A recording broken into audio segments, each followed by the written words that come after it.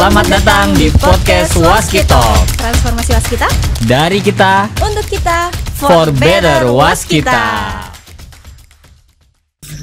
Selamat pagi, kembali lagi sama aku Bastian di podcast Waskitalk segmen Ini Talk Kita. Nah, pada episode kali ini aku ditemani co-host baru nih. Boleh dikenalin nggak? Siapa sih? Halo insan kita, aku Anggita. Jadi hari ini kita mau ngobrolin apa nih Mas? Nah, hari ini kita mau ngobrol soal atau tentang kesadaran hukum nih topiknya.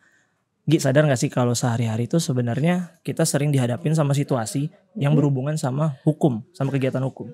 Contohnya nih, mungkin pas Anggita pertama kali keterima kerja di Waskita, itu kan ada tanda tangan kontrak bekerja tuh. Oh, kontrak. Nah, ya, itu kan betul. situasi yang ada implikasi hukumnya. Atau mungkin waktu Anggita buka rekening tabungan di bank, atau juga pas Anggita menikah, ya udah nikah ya guys. Nah, waktu nikah itu kan ada tuh tanda tangan buku nikah atau akta nikah mungkin. Nah, semuanya itu ternyata ada implikasi hukumnya loh.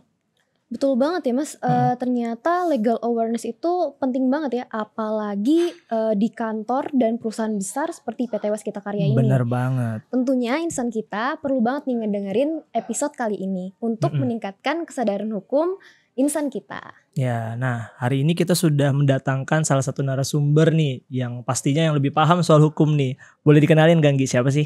Jadi hari ini kita kedatangan Bapak Alphonsus Andrew. Halo Pak. Halo Bapak. Halo insan kita. Jadi Pak Alphonse ini adalah Kepala Departemen Aksi Korporasi Divisi Legal di Waskita Karya. Wah, berarti paham banget nih sama topiknya kali ini. Jadi Pak mungkin bisa dijelasin atau diperkenalkan nih mengenai divisi legal di PT Waskita Karya itu seperti apa? Oke. Di dalam divisi legal di kantor PT Waskita Karya Persero Tbk, di kantor pusat itu ada 3 teman-teman dan insan kita. Yang pertama adalah Departemen Aksi Korporasi, yang kedua adalah Divisi Kontrak, Departemen Kontrak, yang ketiga adalah Departemen Advokasi. Nah, tugasnya dari 3 departemen ini beda-beda nih. Mau saya jelasin nggak? Boleh banget Oke. Pak. Jelasin dong. Saya jelasin ya, Iya. insan kita juga. Jadi yang pertama, Departemen Aksi Korporasi. Ini pendampingan pelaksanaan aksi korporasi. Kemudian yang kedua, biasanya ada juga membuat kajian terkait perizinan yang diperlukan terkait pelaksanaan aksi korporasi, baik di tingkat Waskita maupun di tingkat anak dan cucu. Nah, kemudian yang kedua adalah Departemen Kontrak. Nah, ini tugasnya ada juga tersendiri. Yang pertama, melakukan review kontrak.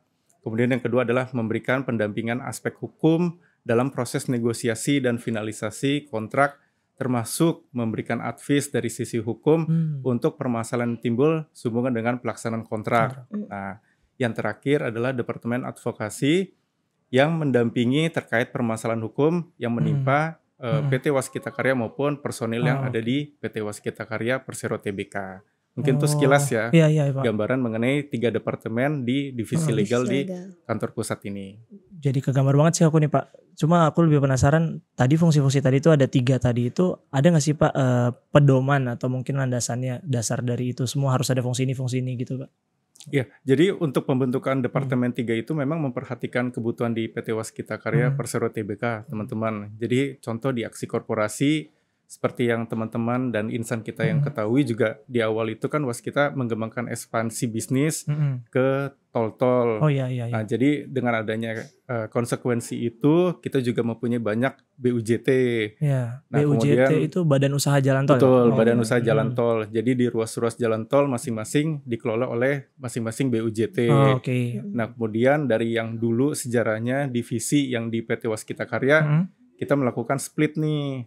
Nah, itu adalah menjadi divisi di PT Waskita Beton Precast Tbk dan PT Waskita Toll Road. Itu awalnya. Iya, Kemudian itu ada awalnya. lagi dulu divisi Realty. Oh iya. Nah, itu juga dikembangkan menjadi PT Waskita Realty. Jadi perusahaan sendiri-sendiri gitu ya Pak? Betul. Jadi memang Iya. itu yang melatar belakangi kenapa sih harus ada aksi korporasi.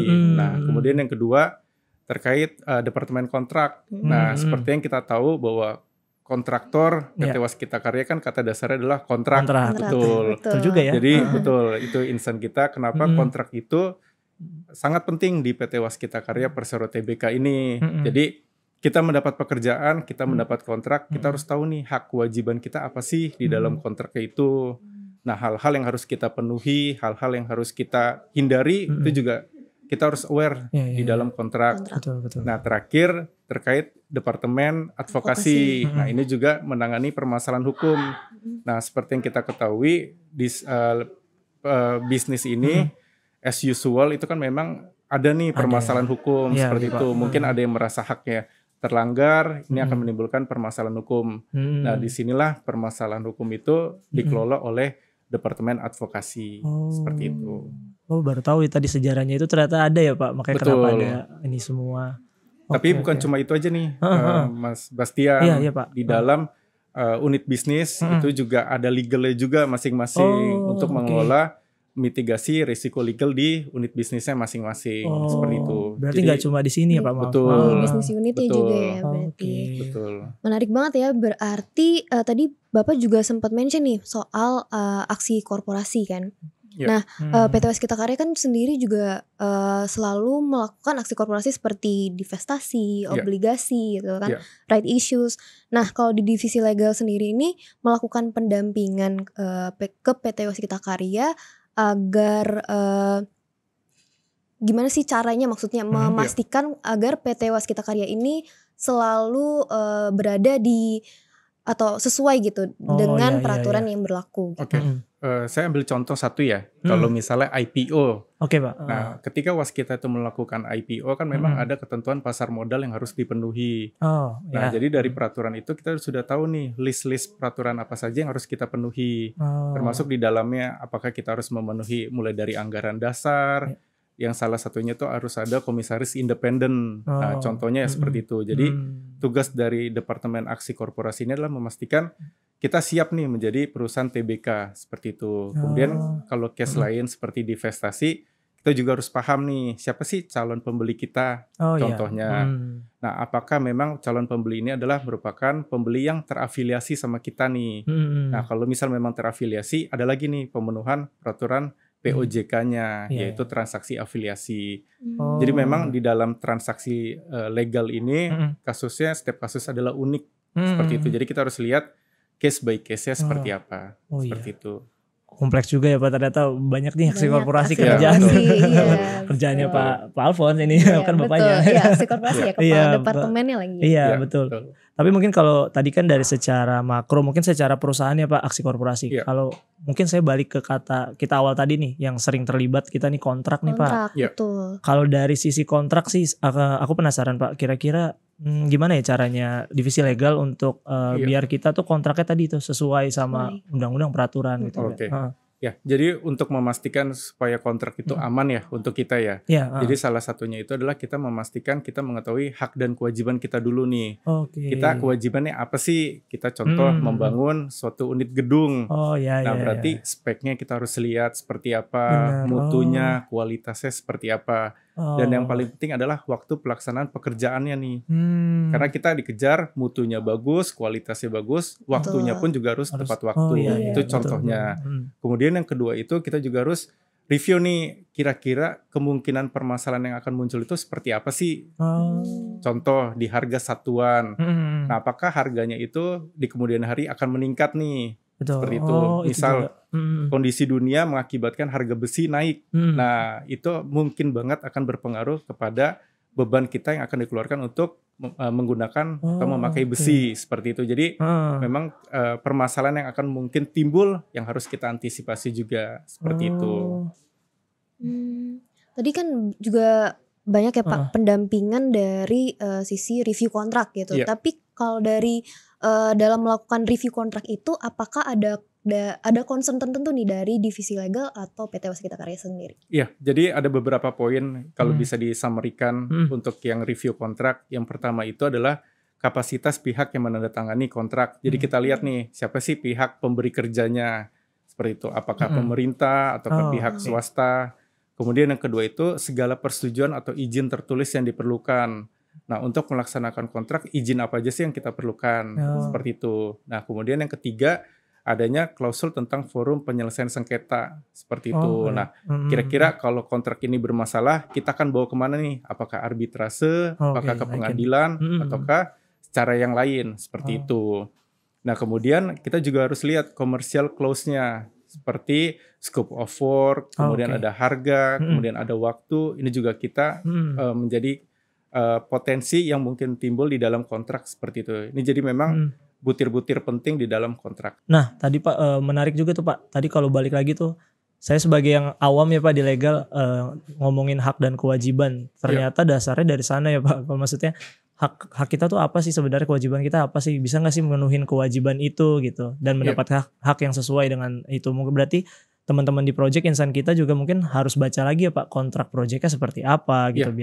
Biar kerjanya kita benar gitu, sesuai hak sesuai kewajiban. Nah mungkin balik lagi nih Pak ke kontrak tadi, selain hak dan kewajiban atau concern-concern utama, tapi kalau misalkan Pak nih kita berkontrak tapi posisinya sepertinya kita kurang diuntungkan nih Pak, ada nggak sih Pak strategi atau bisa nggak sih nego gitu? Apa dari legal ada advice gitu Pak? Mungkin boleh dibantu jelasin kita yang awam nih.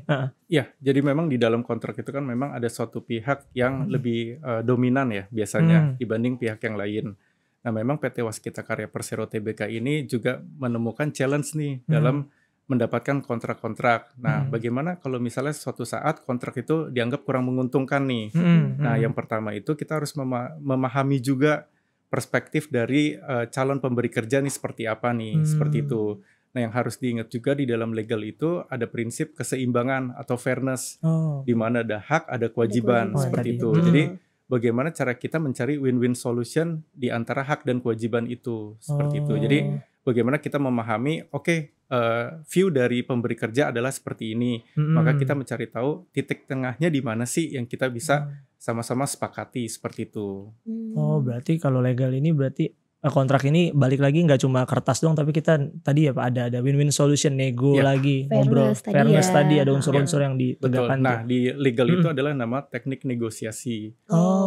Jadi bagaimana kita mendapatkan titik tengah dari antara hak dan kewajiban itu. Jadi hak dan kewajiban para pihak ini sama-sama seimbang dan sama-sama dapat untung nih gitu, seperti itu. Berarti di legal nggak cuma soal undang-undang ya Pak, tapi tadi teknik nego berarti. Betul. Bisa. Karena memang legal ini kan kompleks ya sekali lagi. Oh menarik Pak. Nah yang terakhir nih Pak, tadi kan banyak kegiatan pendampingan dari aksi korporasi dan juga review kontrak gitu ya Pak. Nah ada nggak sih divisi legal ini kegiatan untuk atau ada langkah-langkah preventifnya untuk mencegah adanya pelanggaran atas perkara hukum gitu Pak? Iya, jadi kalau pencegahan itu memang harusnya dilakukan dari awal ya.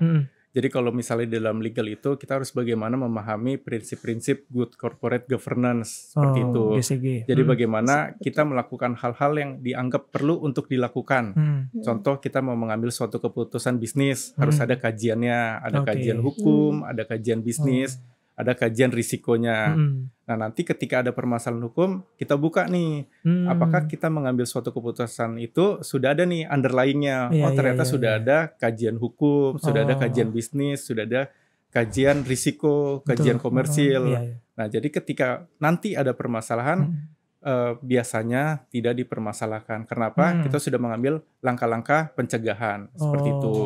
Nah kemudian yang kedua, kita juga harus ingat bahwa adanya prinsip business judgment rule. Business judgment rules. Betul. Nah bagaimana kita memastikan supaya kita tetap dapat melaksanakan seluruh peraturan atau memenuhi seluruh kepatuhan yang ada seperti itu.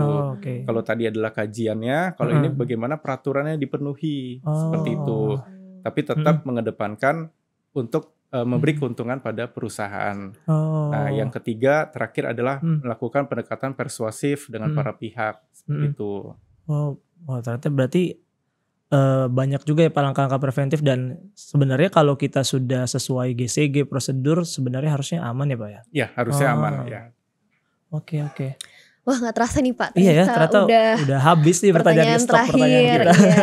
Terima kasih banyak Bapak udah bersedia hadir dan sharing di podcast kali ini. Bener banget, terima kasih juga buat insan kita yang udah dengerin sampai akhir nih. Aku sendiri nih Nggi jadi paham banget nih, bukan paham banget sih, lumayan paham nih dari Pak Alphonse penjelasannya. Wah, aku juga jadi paham nih. Ternyata legal tuh seperti ini. Legal nggak cuma sekedar undang-undang, tapi tadi ada teknik nego, ada banyak persuasifnya juga, banyak gitu cara-caranya. Jadi kayak jadi lebih melek lagi atau lebih sadar lagi bahwa setiap kita mungkin di project ya, atau kita tanda tangan kontrak jadi tahu nih kita harus baca dulu dulu hak dan kewajiban lagi. Betul. Tadi tuh Pak tadi lihat ya.